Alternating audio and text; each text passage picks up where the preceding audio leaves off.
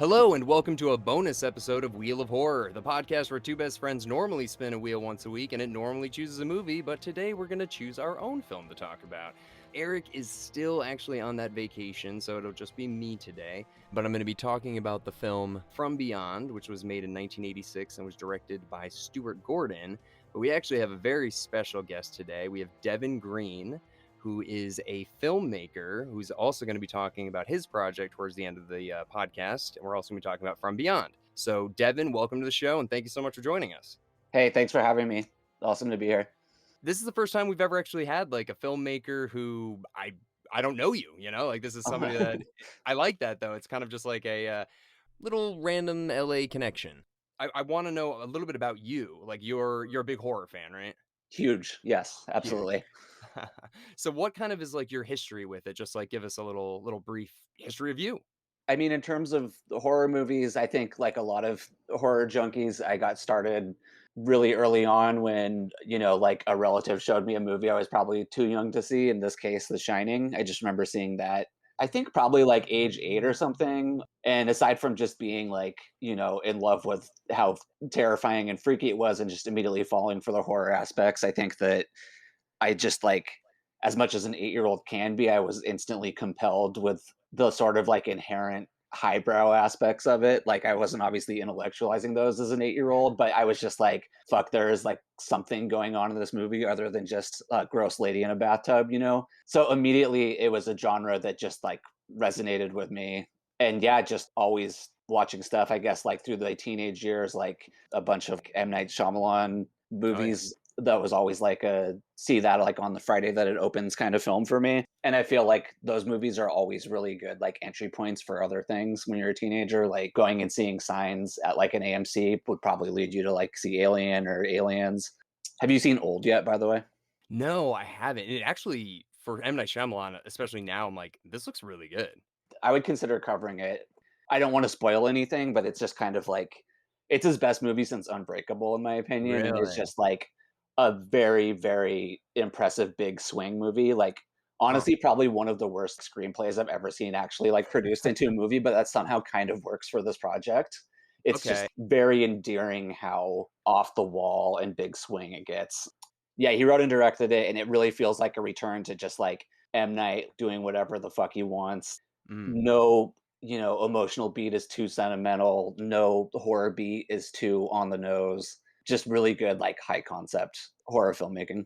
I always feel bad for M. Night Shyamalan because like everybody loved him in the late '90s and the early 2000s, and then like as time went on, The Happening came out and Lady in Water. I feel like a lot of people just looked back at even his good movies like The Village and Signs, and they kind of like shit on him a little bit. And I was like, these are good movies. Yeah, I mean, I agree. You always hear that. There's like that anecdote about I think he even mentioned this in an interview once. I think it was Lady in the Water or The Happening. One of them, like there was like a screening of something in New York and the trailer came on for that and it had the tagline, from the mind of M. Night Shyamalan, and everybody laughed at that point. And Oh, he was just like, okay, that's like the point where I've got to, where like that as a marketing gimmick is kind of like laughable. But I would say with Old, he's like come full circle. And I saw it at the Chinese a few days ago, and uh, there was like not a sold out crowd, but like a huge crowd with teenagers, young people, and it really felt like, oh man, there's like a weird M. Night excitement like there was back in the day. Whereas you're right, I mean that obviously went away for like 10 years or something, and then he had that return run with Split and Glass and all that. But yeah. yeah, Old is it's pretty good. It's a body horror movie too. I don't think they're really advertising that aspect of it, but full on, it really is. Damn. Okay. Yeah, and my friend he texted me about it too. He's like, "Dude, I'm telling you, he's back." So Yeah, gotta yeah. check it out. I guess you started with The Shining, and you're one of the few people I've actually met that's like a hardcore M. Night fan. So that's good to know. But this movie, From Beyond, why'd you choose this one? I mean, the biggest reason is just because Barbara Crampton. I just love her and want to just like give her as much love as humanly possible, via the podcast format or wherever I am allowed to speak. She fucking rules, and we Yeah, all know it. I just one of the yeah. best, a horror icon, and just I have a couple friends in the industry who've worked on projects with her, and they always are just like, yeah, she's the best. She always like eats lunch with the crew, just like super down to earth, awesome lady. But my other reasoning for it, picking this, was just I'm kind of fascinated by it as like a horror sequel because Mm, to me, for all intents and purposes, it really is a sequel to Reanimator. It's obviously like the same core collaborative crew and everything, right. but just thematically, it's another Lovecraft adaptation, all this stuff. And I just find it fascinating in like the greater kind of like tradition of like horror sequels. You look at a lot of the most successful ones, and they're always big tonal gear shift movies. For instance, Texas Chainsaw Massacre. The second one, they just wisely knew there's no way we're going to capture like the raw nerve, like insanity of the first one, and just like the overall creepiness, the like surprise atmosphere, all that stuff. So, like, let's just make the next one way campier, focus on building out the mythology, Yeah. just in a kind of like balls to the wall way. And I would argue that From Beyond kind of does the opposite, which I think weirdly benefits it. It's like Reanimator was this like super palatable, sort of like scientific cautionary tale that I find very accessible. And I mean, it's like, it's not the biggest crowd pleaser ever. There's like a severed head that goes down on a lady, like there's all that Yeah. kind of stuff. But like Right, at the right. same time, it's just like this movie is fun and bonkers and you know exactly what you're looking at and you can track it. Whereas like From Beyond, it's almost like its inaccessibility is the point. The horror comes from the fact that these characters are faced with something that they can't define or grapple with. And I just think as like a body horror movie, that's kind of like the high watermark of what you can do with the vocabulary of body horror is like articulate the unknowable. I Yeah. just think it exceeds in that so well. The practical effects are just insane. I don't know. You just get the feeling that like what you're like when they turn the resonator on, what they're seeing, like the like actual like horrors that they're confronted with, almost seem like they're like a proxy for whatever like the imagination would really. I don't know. It's like what am I trying to say? Like the like space slugs and like jellyfish and stuff that they initially see. It's Yeah. like as a viewer, we're sort of I think led to think this is a representation of what the actual horror would be. And for me, that's just infinitely fascinating and compelling. The fact that there's like a dimension of sensory experience kind of like beyond our perception. It's just a great mythology and premise. And I just feel like they build off of it in a really interesting way. I love that it sort of becomes like a just sort of loose allegory for like sexual awakening in the 80s. I don't know, all that stuff. Like, what did you think about it? You obviously rewatched it, right? No, no, this was my first time ever seeing it. Oh, wow. What'd you So, think? I loved it, dude. I saw Reanimator, when I was probably, I don't know, 14, and I was like, "This is cool," and I don't know why I never saw this one. I saw Bride of Reanimator, and I don't know if I ever saw Beyond Reanimator, but it does feel, like, very, very similar to Reanimator for all the points you just mentioned. Obviously, H.P. Lovecraft, same cast, same writer, same producer, same director, all of that. Different story, obviously, the characters are a little bit different, but it's so much different than I thought it was going to be. I did not think it was gonna be about pineal glands and, like, Mhm. yeah, interdimensional beings, I guess. And the more I was watching it, I felt like it bridges the gap between Videodrome and Hellraiser. Have you seen either of Of those? course, yeah, big fan of all of that. So when I was watching it, it was just kind of like that feeling of like the S&M aspect of it, but not like full blown Mhm. Cenobites or anything. But it was like interdimensional sex beings, but it's in you sort of thing. So it was, yeah, it was weird, man. I dug it though. It was very different than I was expecting. Yeah, I mean, the Videodrome comparison is interesting. I didn't really think about that except in hindsight, the kink room in From Beyond is, like, painted red the same way that the clay room Right. is in Videodrome, and then there's obviously the TV with some S&M going on, so that's a good call, yeah, I think I don't know, yeah, I just keep going back to thinking about pineal gland stuff and, like, other dimensions.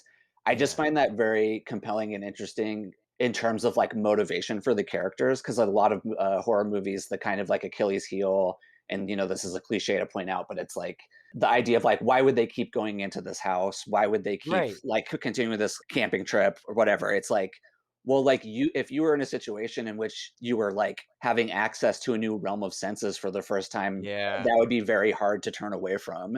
It's like very Right. relatable and compelling to think, yeah, the characters would keep going forward despite the fact that this is clearly a bad idea, like one of them just got bit in the face by a space eel. But I just think it's so interesting that it's about like the complete disorientation of a sensory paradigm. It's like I can't really think of another movie that broaches that specific thing so directly. Yeah, man. You're right, because I'm like the whole time I'm like, just leave, just leave. But they become addicted to it. I mean, just like the original doctor, I can't remember his name, Petroli. What was it? Petraeus. Petraeus. Yeah. So I mean, obviously this guy's like sick and he's trying to like take advantage of this. But I wonder when Crawford goes into the mental asylum, do you think he's craving to go back there?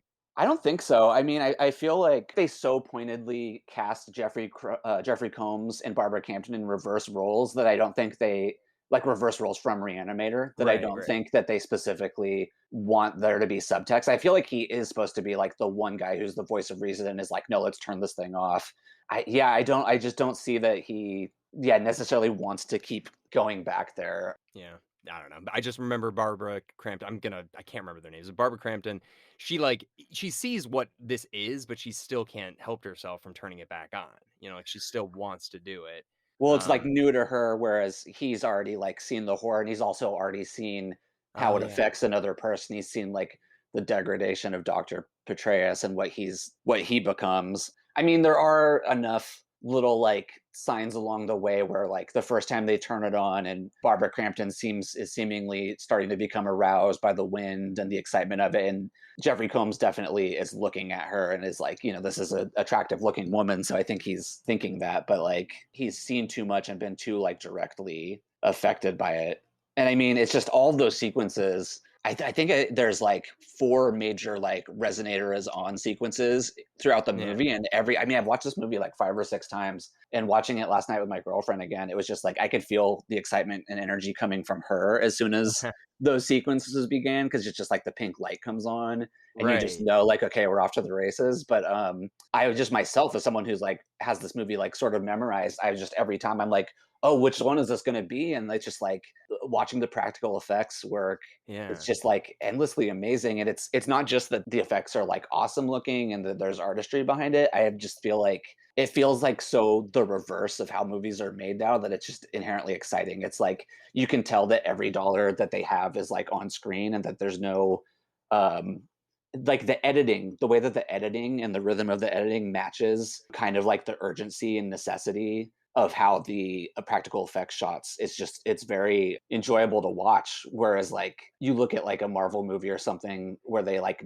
are just like, oh, we can just fix whatever in post. It's like, well, Yeah. if you have that attitude, then like that's probably going to seep itself into a lot of like choices while like during production. Like you're going to not like, maybe you don't care as much about composition because you're like, whatever, we can just cut out some of the frame. Maybe you're just Right. like phoning in a lot of everything, whereas like this movie has none of that. It has like spontaneity and excitement on every frame. You can just see that like, is this going to work? Is Jeffrey Combs going to be able to like come out of this guy's mouth naked with like his hair grown back? And like, are we going to be able Yeah. to get this in one take or not? Because that's all we can do. It's just like you can feel the excitement.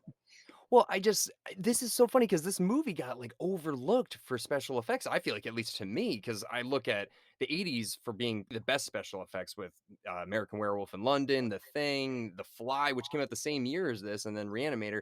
How did this not get that kind of attention? Even Pumpkinhead came out, like, 2 years after this. I know more about that than I've ever known about this. It could possibly just be overshadowed by Reanimator. Maybe they're a victim of their own success in that like the Stuart Gordon Brian Usna collaboration has so many successful body horror movies. I mean, have you seen Society? No, I watched this video about it today, actually, and just about that, like, that orgy at the end or whatever, where they all just mesh together. That looks Yeah, I mean that's insane. just like you need to watch that whole movie. It's incredible. But yeah, that Yeah, the shunting is what that scene is that's called. And I don't right. want to spoil exactly what it is because if you have any sort of like lack of context for it, it's just even richer to experience as it's happening.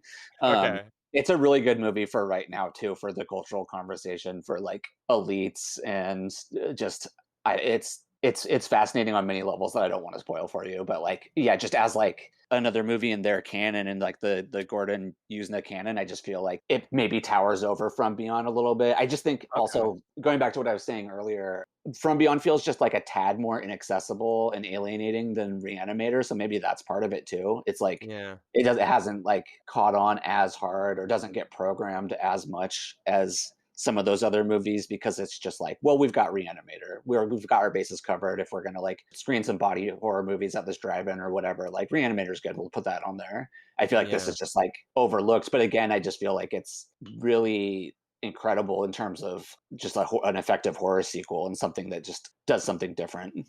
I really enjoyed it, and it's definitely something that I'm gonna go watch Society now as a result of this, and I'm probably gonna watch Beyond Reanimator too. It almost reminds me of a lot like Sam Raimi and his brother, and then oh my god, Bruce Campbell, all kind of working together and having this like just the heart of it. You know, it's cheesy acting a little bit, but it's and they found like their crew sort of thing. But beautiful special effects, quirky dialogue, weird story, but it all works. Yeah, I mean, everything does work, and it's regarding. So I watched this on like the Shout Factory DVD Blu-ray combo pack. So I watched all the Mm, bonus features last night, yeah. and yeah, I'll say regarding the special effects, I watched a documentary that I believe was shot in it said 2005 that was with the whole VFX crew, and none of them were like expressing quite the same sentiment. You had like, oh, this is like not really fully appreciated or anything. It was almost like the opposite. They were saying how like in Reanimator, they were like nickel and diming it with every Mm, shot, and how in this they were kind of like diming and quartering it. Like they had a tiny bit more money, so they all felt like exhilarated and free to do whatever they want. right. One of them told a pretty good story about how the pineal gland stuff was like almost kept the movie from getting a release. Like apparently the MPAA, is that ratings board or whatever, they the first cut that they saw of it with the pineal glands, they're just like, oh, those look like dicks. There's no way we can like put this Yeah. out. Those are unnecessarily phallic. And then one of the special effects guys like actually like took a meeting with them and gave them a presentation like showing like this actually is what the pineal gland looks like, and like Right. scientifically if this really happened, this is how this would happen. So we feel justified, and they actually like went for it. I um mean, they're not wrong though, I don't think. no, I I mean, mean, like the given the scientists. themes of the movie too, it's obviously like thematically like appropriate choice, or like aesthetic decision to do that. Right, right, and it also shows, like, I mean, how easy it is to bite a dick off, basically. It's like that Yeah. is this thing's, like, power source, and it's just like you just rip it right off, sort of Yeah, thing. I with your don't know. teeth, I mean, that's the Right. lesson of the movie for sure. Yeah, but then, like, regarding the acting, Barbara Crampton did say, like, she sort of addresses what I was having suspicions of watching it, which was just like, oh, Jeffrey Combs is like completely playing like the reverse of his character. He has like no hubris. He wants to stop everyone from playing God, like totally Mm, different guy than Reanimator. And then she's the one who kind of can't control it. She in this DVD feature basically says like it was weird between them on set a little bit because of that. Like he had to like find his bearings in playing that role because he was just used to playing like the larger than life, drunk on his own power kind of guy, which I kind of do think he's better suited for that role, to the extent where like every time I watch anything with Jeffrey Combs in it, I'm just kind of like, why did this guy not also become Nicolas Cage? Because if there was like if things had just gone a little different and he'd gotten more traction outside of the Gordon Usna stuff in terms of casting, like I could see him having like that. You've probably seen that Nick Cage loses his shit like YouTube video, oh, right? yeah. Oh, Yeah, yeah. so I could see like a similar Combs thing if there was just like 4 or 5 other movies to like pull from for that montage. I know, yeah, that's another thing, it kinda reminds me of the Sam Raimi, Bruce Campbell sort of thing, but they had that success with Spider-Man that took them into, like, the mainstream, and then Bruce Campbell kind of went off and did his own thing too, where Right. you're right, I feel like they just didn't have that kinda boost that that crew had. Mhm. Yeah, I feel like somebody like on Bruce Campbell's team just sat him down and were like, "Here's what you are. Here's what you do. You're branded like you are. This is the Bruce Campbell thing, and you're just going to do it forever. And we're going to like give you a TV show about being Bruce Campbell, and you're going to play every horror convention." Whereas like Nick Cage seems like nobody in his team like told him this is the Nick Cage thing for like 20 years somehow. Like it's just Yeah. like you see like the range of like movies that he does from the 80s until like the like mid 2000s, which is when I think he starts to realize like, oh, everyone loves it when I lose my shit, so I'm gonna like just lean into that. Like Wicker um Man or whatever, like, yeah, Wicker Man's probably the turning point. I can't even watch it because every single scene I've ever seen out of context, I'm just like, "This looks so insane. I've Insane." actually never seen the Nick Cage Wicker Man either, Me but neither. I need to. I mean, I'm sure that there's some value in watching it. I love Vampire's Kiss. It seems like he's in the exact same zone that he gets into for that kind of thing. Have you seen Yeah. Pig yet? Pig? Yeah. No. Is Oh that a Nick man. Cage movie? Yeah, it just came out. Nick Cage plays basically like a hermit who is living in like the forests outside of Portland, Oregon, and he Okay. has a pet pig who helps him like hunt down like truffles in the woods, and then he sells them to bougie restaurants in the city. And then somebody kidnaps his pig one day. And so you're just like, "Oh fuck yeah, here we go. This is going to be like Mandy except with a pig." classic Nick Cage revenge thriller, and it's just not Yeah. that at all. It completely subverts that every step of the way in ways that were just constantly surprising. I would definitely check that out, but just don't think you're just getting like Mandy 2 or anything. I was gonna say, it almost sounds like a hipster John Wick. Yeah, I The mean, yeah, setup. that comparison has the John Wick comparison definitely applies, but again, it sort of just flips the John Wick expectations upside down once it gets going. Well, I did have a question for you about From Beyond. I mean, maybe it's answered in the special features, but who is Crawford? Why is he working with? I can't fucking pronounce this guy's name. Andreas. Petroius. Why are they working together? I don't think that's explained as far as I know. I mean, I would just guess that he was like when Combs is like, incapacitated in the mental hospital in the beginning and he gives his first like pleads his case to Barbara Crampton when she comes in, he Right. does say like he was a great man, like he was a genius, all this stuff. So it seems like you can just assume that this is like somebody that he just revered this guy, and then just watched him decay and lost complete respect for him, but somehow still compelled to like respect his work, which I think is interesting.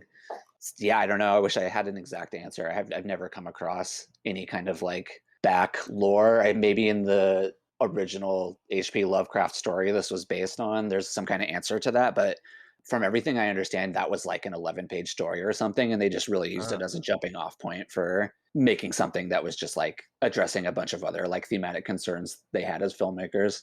yeah, I guess the reason that makes me just question is because it does seem like Crawford is a good guy, like a scientist. He just wants to figure out what the hell is going on. He knows that there's all this violence in Petroius. So I don't know. You're right. That line where he says he's a genius, maybe he does respect him, maybe he does like this, but he knows the monster that he is, and now he knows that this experiment has taken him to the heights that he wants to get to. So I don't know. I'm just kind of curious what's the why. Yeah, I think it's a good question. I mean, I think the kind of like more appropriate question even would be why doesn't he go down the drain as much as Petraeus or Barbara Crampton does? Because they like, once she starts to be affected by being in the like field of the resonator twice, he's just like, I've seen what this does to people. And then like Ken Nori's character has that great line where he's just like, Yeah.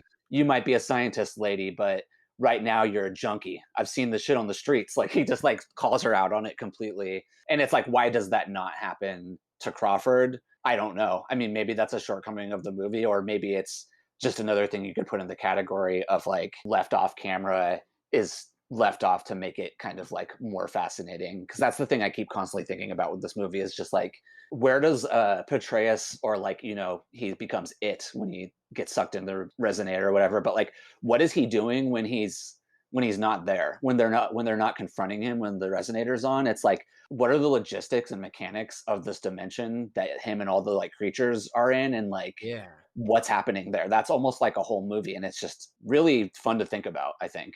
Yeah, because like what yeah, you're right. Like the head gets cut off and then you become resurrected in the dimension, but you're basically going through a transformation in that dimension. Because every time we see him on screen, he's more deformed. But he also like is so self-aware of what's happening because he's ripping his face off and he's just like enjoying it, it seems like. But is he still that human, or is he completely gone beyond that and is a completely different thing now? Yeah, I think because it's rooted in the premise of like this is a dimension of that can only be accessed through like toolbox of sensory experiences that are available through the pineal gland.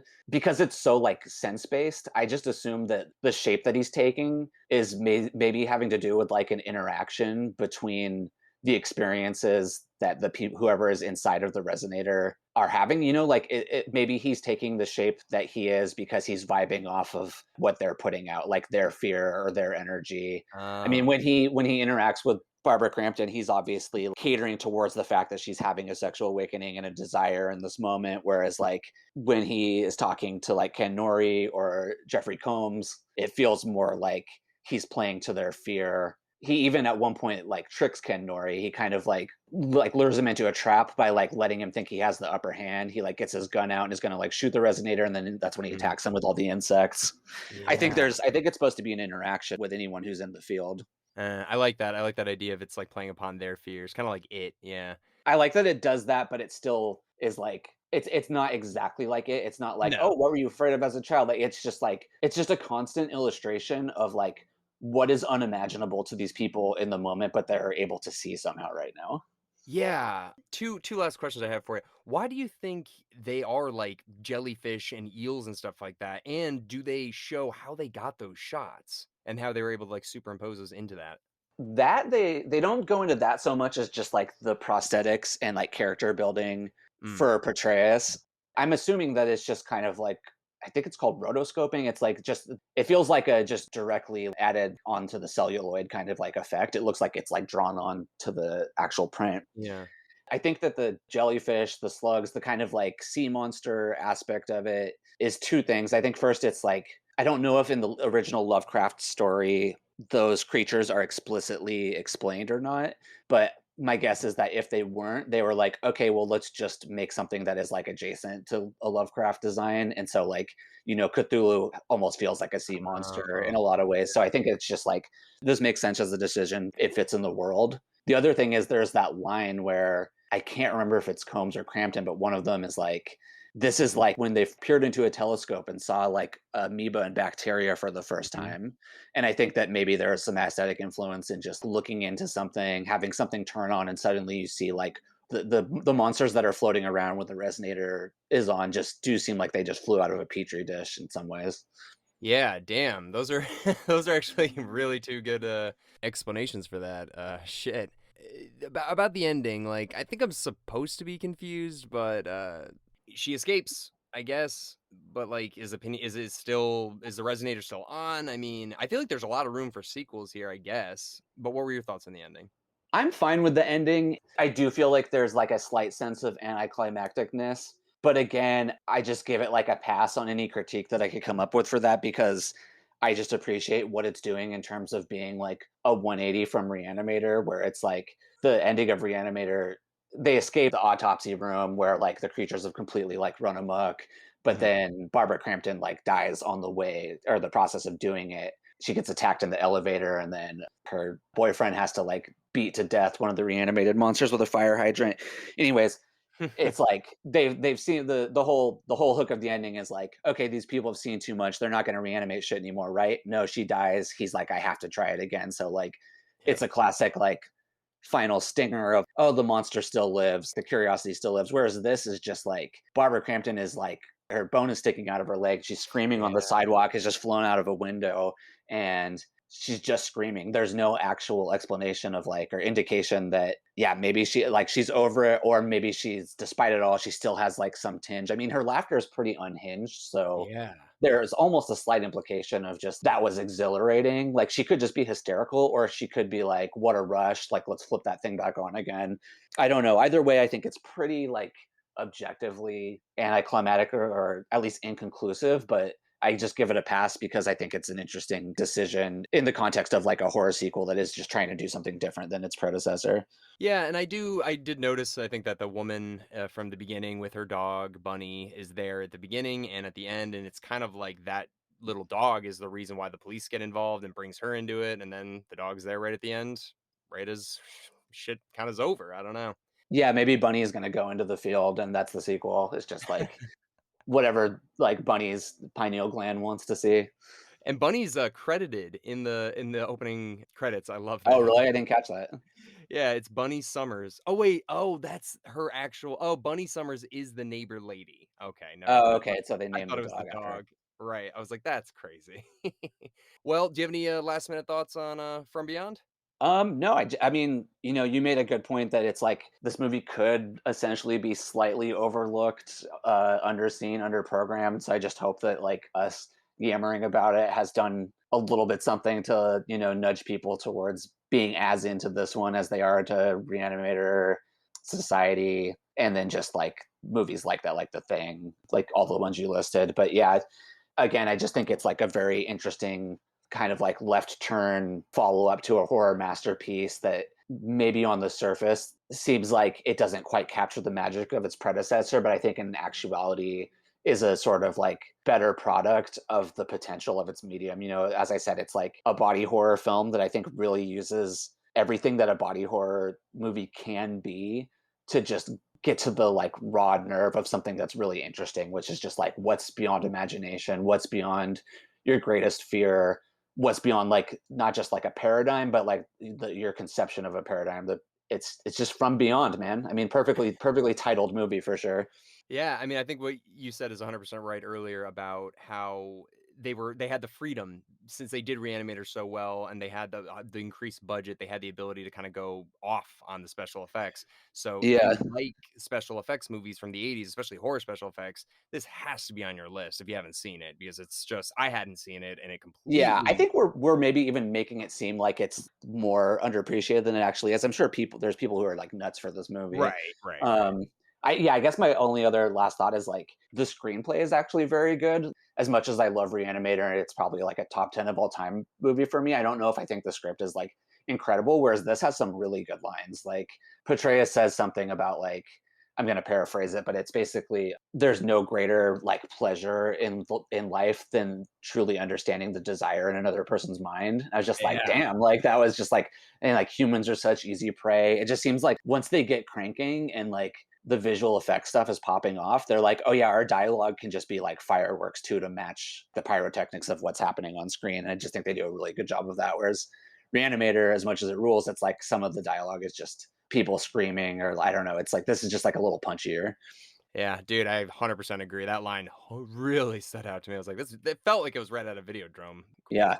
Dude, thank you so much for joining me to talk about this. But now I want to talk about your movie. So, this is your directorial film debut, and the film is called Judgment's Follies. This is a satirical comedy that has a crowdfunder on Seed and Spark right now. Tell me everything about it. Did I give a good introduction for you? Yeah, that was great. Perfect. Nailed it. Like you said, it's a satirical comedy.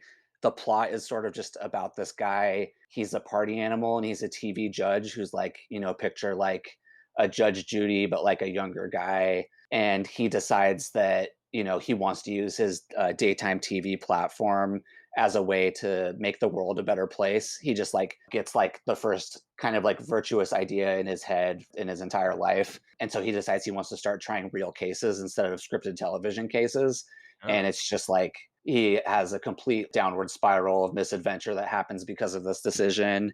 It's really heavily influenced by both early Albert Brooks comedies, especially Real mm, Life, Lost in America, these movies where the same kind of thing, like essentially like an average guy gets like one kind of like idea. Albert Brooks in Real Life, I don't know if you've seen that, but he plays a version of himself who's like, I want to like take my like movie career and make a documentary about real people because that's what matters. And it's just he is repeatedly like punished throughout the film for having that idea. So yeah, it's a combination kind of those early Brooks movies and then early Brian De Palma experimental comedies. Those were like really like must see movies if you haven't gotten to any of those. Like I would really recommend no. Hi Mom and Greetings if you can track them down. I believe Hi Mom is on YouTube. Okay. But yeah, the movie, it's a real like small independent comedy. I'm just making it. I've made a few short films and I'm making it with just repeat collaborators from that. But we've got a really great cast. We also on the Seed and Spark page have made a video, like a sort of like proof of concept spoof that was shot on mini digital video. So I Mm. would say anybody who's just like listening still and is like, oh, what's this movie about? I don't understand. Just watch that and it'll give you a really good idea of like the tone and comedy. You watched it, right? I did, yeah, it absolutely does. I was actually gonna ask you about that guy. Is this so you said you'd collaborated before, but has that character been used before? That character has not been used before, no. We did something, like, kind of in the same ballpark with a different short that we made called Magic Town, which you can find on Vimeo, Okay. and that's a short that centers around, like, a magic club, magic/comedy club called Magic Town, Okay. and the main characters in that are a magician and his assistant who are never really named, but it has the same sort of, I don't know, like, just absurdist riffing around the idea of someone's vocation and like defining them as a character in the world. Like in Judgments, the main character Judge, he never takes off his judge robe. Like he's just always in a judge robe throughout the whole movie. Yeah. And the entire world just accepts that. They're like, oh yeah, it's Judge from TV. He's wearing his robe. Of course, we love him. Like he doesn't like this guy has sex in his robe. He like if he falls into a river, he's going to be like in the robe still, and it's going to be floating around him. Just that kind of thing. Okay, Um, I love that. yeah, What was, like, the inspiration for this? I mean, it's a really good idea. I've never really thought about, like, if Judge Judy kinda was like, "You know what? I wanna start helping people," kinda thing. Like, what inspired this? I think that actually was like sort of the main hook. It was like just kind of like maybe catalyzing a lot of the cultural discourse that's like happening in the world right now, especially like the extremely exaggerated online, and just like I was like, what's the craziest thing that like the like vessel that I can use to explore that, where I'm not just writing a movie that's about Twitter or something, and I'm just like, Right. oh, like daytime TV is like, imagine like the like attempts at nuance, like social justice conversation and discourse that happens, but just like juxtaposed against like Jerry Springer, where like the whole point is that everyone just brawls. And I'm just Yeah. like that, like the juxtaposition of those two things kind of like clicked as the hook for a greater story that I wanted to write. I mean, yeah, just inspired by that and just the general thing of wanting to make a comedy that's, like I said, just somebody who is really earnestly trying to do the right thing for the first time in their life, and they're just getting like relentlessly punished for it. I just find that like very funny. And then yeah, it's also a love story. Like without getting into it too much, Judge starts a sort of like delusional love affair with one of the plaintiffs on his show, who is played by Alyssa Sabo, who's a dear friend and collaborator, and she's going to be amazing in this movie. She's in another film that's coming out this week, actually, called Mondo Hollywoodland. I don't know if this is on your radar at all, but it's supposed Hmm. to be very good. I don't really know too much about it. I've just heard that it's like a pretty nuts experimental movie, so Huh. I'm gonna And check that out this week at Cine Lounge. so I want to ask you. You said that you've collaborated with these people before. Yeah. How did you meet the cast? No. Are you from Los Angeles? No, I'm from Santa Cruz, California.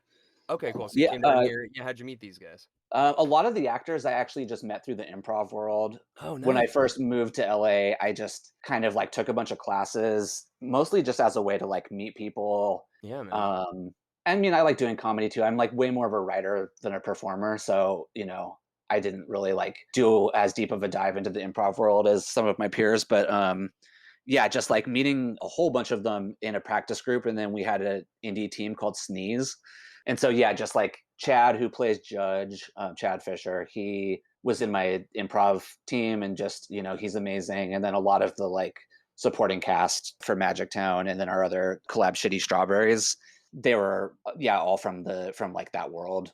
And then kind of like my behind the camera people, a lot of them I met through the scene around Cinefamily, which was like I'm sure you're aware of Cinefamily. It was like a repertory theater on Fairfax that was active up until 2017 when the manager got Me Too'd. But Oh, jeez.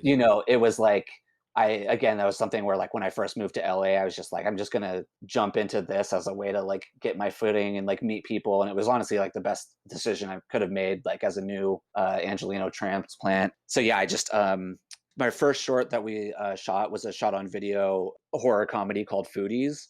And Mm. my DP for that was Ariel Pomerantz, who I met at Cinefamily.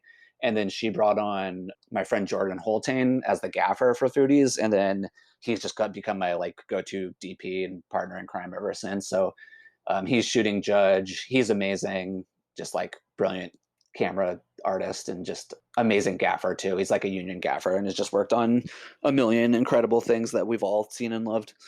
Dude, this is what I love to hear. It's just like people come down here, they take classes, they start meeting collaborative people, and then ultimately you build like a team, and then it just builds from shorts to features to whatever's next. But another thing you said that was interesting too, I always love that so many people that love horror movies are so funny and love comedy too. I feel like they just go hand in hand for some reason, those two Oh, genres. for sure. It's so, I mean, Yeah. especially like even From Beyond, and the film that you had done, the horror comedy short, it's just like they just work. It's just it's a good Yeah, combination. I'll email you that one because I think it'll definitely be up your alley. It's Please. it's like a little rough around the edges because it's our first thing, but we shot it on a broadcast beta cam, so it has a really nice look to it. We rented it from a camera house in Burbank, and the owner Clay, he told us that it was a camera that had last been used during the OJ Simpson trial as like an actual like news camera filming the trial. So I was like, okay, this feels like haunted and appropriately weird piece of equipment to be using here. So yeah, it has a really nice look to it, and I think you'll enjoy the plot. It's essentially it was kind of inspired by The Brood a little bit, just the idea of like someone having like a psychic connection to minions. So like Hmm. this is basically about like a loser like dweeb type guy who gets dumped by his like friend hookup, and to like get back into the dating scene, he basically creates this like batch of kombucha that has mind control qualities, and he gives it to like he tricks guys that are hotter than him into drinking it and just has like love affairs through an avatar essentially, and then that all just goes horribly deadly. But That y- sounds awesome. yeah, I think I'm happy with it. It's like I think it's a very admirable first stab at a short, and yeah, I'll send it to you. Dude, please send it to me. Well, I also read the article that you wrote, Which article? the article about the shutting down of, the theaters in Los Angeles. Oh yes, okay. So that's another thing I could plug is I do this Substack newsletter called the Substack. Standby Line. There we go. Yeah, Yep. yeah. If you look up, if you just Google the Standby Line Substack, you could subscribe to it. I haven't had as much time to work on it lately because I'm in pre-production right now, but Right. it's essentially like, yeah, just like a newsletter to just kind of like cover and support the repertory movie scene in Los Angeles. So I can't remember exactly which issue I sent to you, but yeah, I try to like have every issue essentially be a combination of like highlights of like upcoming stuff that you'll see. I like to cover like the New Beverly, like American Cinematheque, just like Beyond Fest, whatever like kind of the big stuff is. And I try to highlight like smaller known things, like especially Acropolis Cinema, I think is like an outfit that's doing really incredible special and unique programming in LA. So Dude, yeah, just like kind of like highlighting stuff that I think, and then sort of trying to cover like the happenings. I think maybe what I sent you was the one about the arc light closing, and then yes. the dome was possibly 100% yeah. that was it. Yeah, that there was a lot to talk about when that initially happened. I feel like it's sort of turned into like a nothing burger, and that it's just like, oh yeah, AMC bought that. God forbid they like don't tear the dome down. They probably won't because it's a cash cow. So, but Hmm. like it's sort of like that was an interesting like vessel or starting point to talk about whose responsibility is it to like ensure the future of art house and repertory, like movies in the city, and like what does like a sustainable model for like those kind of things look like, because it's just it seems like one thing I repeatedly go off about in the newsletter a lot is the fact that it feels like the responsibility, or not responsibility, but just like there's this notion that like for art house or repertory cinema to like exist still, it has to be put into this box of like a boutique experience, and that often has to be subsidized by like a major streaming platform who Hmm. they have to sort of like, it's not like it aligns with their corporate interests at all, but it does align with them wanting to have the good PR of like, see, we're not against like the theatrical Right. exhibition model, it's just like we can have both, everyone. And I think my take is that's actually not a very good long-term plan. It's like, sure, I'd rather like the Egyptian still exists and Netflix own it than it not exist at all, but like we need to be Right. having like a broader conversation about smaller like micro cinemas and stuff like that. Dude, I just wanted to say, like, it was so well written, and I really did learn a lot. And I actually just moved to LA right before the pandemic, so I didn't get to Oh, bummer. experience any of these theaters that you were talking about. And that was one of the reasons that I'd moved out here, because I wanted to see this. Because to me, what you were saying is 100% right. It is the responsibility of Los Angeles to preserve these theaters. And just like Detroit should have done with the auto industry, and there's certain cities that have industries that need people to step in and have it be actual historical preservation. So awesome article. I just want to say very cool. Thanks, I appreciate that. Yeah, man. Yeah, and I don't want to, I definitely want to talk a little bit more about your film here. So is it on video, or what are you filming it on? No, we're gonna shoot this on an RE, so like an RE Oh, Alexa. nice. Yep, So yep. it's not going to be on video. We are talking about doing a film out for it. So basically, getting it transferred to 16 millimeter after Oh, we have like a cut locked in. That's going okay. to probably require another round of fundraising, or for an angel to come in and just grant us a few extra grand so that we can get that. But it's really high on the list of priorities. We really wanted to shoot this on 16, but just that's another, speaking of industries that have not been properly preserved and attended, it's that, it's a situation where like we have such a limited amount of options for what we could do for like our labs that could actually process 16 for us, at least as Mm, far as like we've looked into or found. We just can't afford it. So it's like we still want that look. So yeah, we're going to try to do a film out, but the plan is to shoot on an RE. We're going to shoot in November. And yeah, we're just in the really like directly in the middle of the crowdfunding process. It's like a really all consuming grind. Like this is like my whole life is just being glued to my phone and computer, trying to figure out how to wring a few more dollars out of various friends and acquaintances. But we all really believe in this movie, so it's going to be worth it at the end of the day. Well, anything, yeah, that me or our audience can do to help support this. So just want to make sure I get this all right again. The film is called Judge Mintz Follies, and it is on Seed and Spark. That is a crowdfunding platform. Is there a website or anything else that we should know? There's an Instagram page, so you could just look up Judgment's Follies movie, I think is the handle. You could also follow me at Devon Daniel Green on Instagram, and I post about it ceaselessly. And the link to the Seed and Spark is in my bio, and the link to the movie's Instagram is under my followers. So that's a good way to find out more about it. I'm also just like, if you truly are interested and want to know more and you're interested in investing, you can like seriously just DM me and I would love to talk to you about it. If you're listening to this and you're just like, this sounds like something I want to be, more of a part of, I want to find out more, I'm 100% down to send you like extra materials or just like, discuss what we're going for and why we're doing it. Yeah. All the best of luck, man. Thanks again for coming on and talking about From Beyond, your film, just everything in general, man. I learned a lot, so thank you. Yeah, thank you so much for having me. I loved your guys' podcast so much. You have a listener for life from me, so. Oh, good. Well, thanks a lot, man. Appreciate it. Thanks again for listening in, everybody. We actually are going to premiere our episode for Cabin Fever tomorrow, so stay tuned for that. Eric will be back, and Thursday we have Alien for Sci-Fi Summer, so stay tuned.